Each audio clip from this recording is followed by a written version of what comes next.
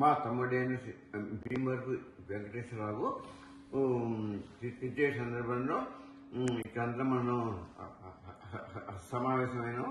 కాబట్టి మా నాన్నగారికి మొత్తం మేము 7 అన్నదమ్ములు, తర్వాత 3 అక్కలు చేసాం, మొత్తం 10 మందిని. మా నాన్న వాళ్ళు మంచి ఆధ్యాత్మిక సంపద కలిగిన వాళ్ళు. అదేవిధంగా మమ్మల్ని అందరినీ మంచి శాస్త్ర ప్రకారంగా సాంప్రదాయ ప్రకారంగా మమ్మల్ని పెంచడం వల్ల మీ అందరం ఈ రోజుకి మా నాన్న రామభక్తుడు, మంచి ఆధ్యాత్మిక చింతనపడు కాబట్టి ఆ సీతారామచంద్ర దేవన్న మేమందరం 10 మందిని కూడా మంచి చల్లగా ఉన్నాం.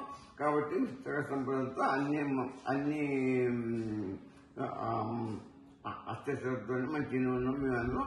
ఇప్పుడు ఈ మా తమ్ముడు 4వ తమ్ముడు మా వెంకటేశ్వరరావు, ఇవి కూడా మంచి మా నాన్నకు మా అమ్మకి మంచి సేవ చేయడం వల్ల అతను కూడా మంచి దయాదుర్దేవుడు.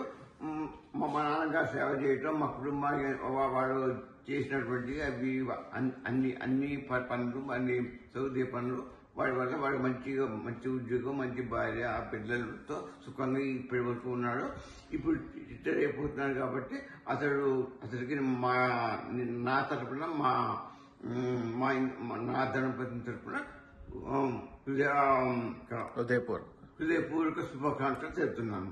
ఇక ముందు కూడా ఇప్పటిలాగానే అష్టైర్యంతో లలిత, వెంకటేశ్వరరావు ఇద్దరు కూడా మంచిగా వాళ్ళ అమ్మాయి పెళ్లి చేసి శుభ్రంగా ఇదే అత్యవసరంతో ముందు సాగాలని మనస్ఫూర్తిగా కోరుకుంటున్నాను. ఇటు బిజానికి రావడం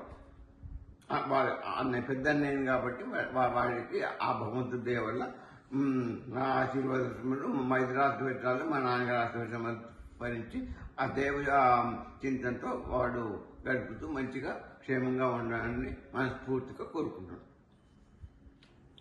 వెంకన్న చాలా సంతోషంగా ఉంది. ఈ రిటైర్మెంట్ అది మంచిగా హోటల్లో మంచిగా గ్రాండ్గా చేస్తున్నావు. చాలా సంతోషం. మీ లలిత, నువ్వు, ప్రణతి మంచిగా క్షేమంగా చల్లగా ఉండాలి. ఇట్లు మీ వదిన.